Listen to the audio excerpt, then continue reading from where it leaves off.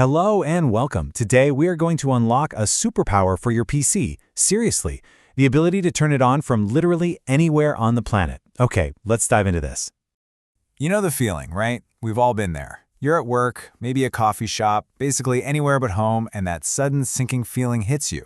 The one presentation, the one photo, the one crucial file you need right now is sitting on your home computer, and it's powered off. It is just, a digital dead end. So frustrating. But what if you had a remote power button for your PC that worked from anywhere in the world? Well, guess what? You do. It's a technology called Wake on LAN, and honestly, it's like a little bit of magic for your network.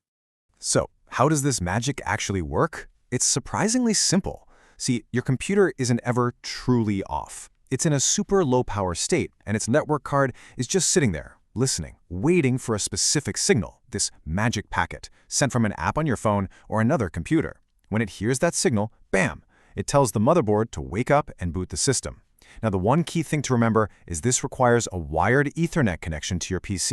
Okay, so getting this all to work involves fiddling with a few settings in a few different places. Your motherboard's BIOS, within Windows, and maybe your router. But today, we're going to tackle the one part that trips most people up, the BIOS. Yeah, that fundamental pre-boot screen on your computer. It can look pretty intimidating, I know, but you're about to see it's actually quite manageable. So, to get into your BIOS, you'll usually restart your computer and just start tapping the F2 or the delete key right as it boots up. Once you're in, the settings you need can have wildly different names depending on your motherboard brand. It's kind of confusing, so let's just walk through the big four. First up, MSI. They make some of the most popular gaming motherboards out there, but their naming for this feature, well, it can be a little abstract. Let's look at the specific switches you're going to need to flip.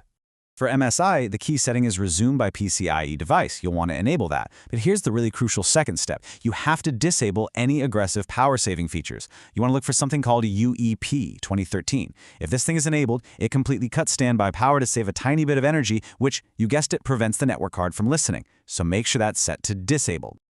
All right, let's move on to ASRock. Their settings can also feel like a bit of a treasure hunt if you don't know exactly what you're looking for. And see, this is a perfect example of why people get stuck. Instead of calling it Wake on LAN, ASRock calls it PCI Devices Power On. They're looking for the term WOL, when the actual setting is named something totally different. So you'll want to enable this and often another one called Ring In Power On as well.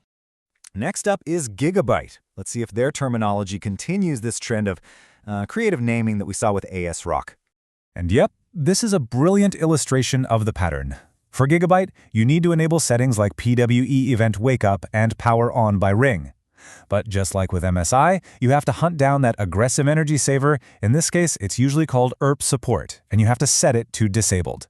If ERP is on, it kills all standby power, making Wake on LAN completely impossible. Okay, finally, let's look at Intel's own motherboards. And after all that confusing terminology, you might find these to be a real breath of fresh air. And there it is. Simple, direct. Intel often just labels the setting exactly what it is. Wake on LAN from S4/S5, which just refers to different computer sleep states. You just set this to power on. This really shows how much easier it could be, but hey, now you're equipped to handle the confusing ones too. Okay, we just threw a ton of different terms at you. PWE, USUP, PCIe resume, it's a mess, right? But what if I told you that all of those settings across every single brand boil down to just two simple universal rules? That's right, just two. All that confusing stuff, PWE, ERP, PCIe resume, it all comes down to two simple principles.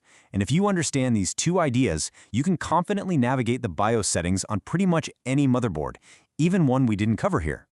So here they are. Rule number one, allow power. You have to explicitly give the hardware permission to wake the system up. So look for anything that sounds like wake, power on, or resume that's related to PCI or your network card and enable it. Then rule number two, disable savers. You have to find any of those deep sleep or eco-friendly power modes like ERP or UP and disable them. These modes save a teeny tiny bit of power by completely cutting standby voltage, which of course kills Wake on LAN. That's the whole game. Permit the wake up and prevent the deep sleep. So you've enabled the right settings, you've disabled the wrong ones. You are all set, right? Almost. There is one more thing, a super common gotcha that causes this to fail for so many people, and it happens completely outside the BIOS. This is so important. If you use a power strip and you turn it off completely at the switch, or heck, if you just have a power outage, your motherboard loses that tiny trickle of standby power. The network card completely forgets that it's supposed to be listening. Wake on LAN will not work again until you physically press the power button on the case one time. After that one manual boot, it'll work perfectly again until the next complete power loss. And that's it. You've conquered the BIOS. You understand the two core principles, and you know how to avoid the most common failure.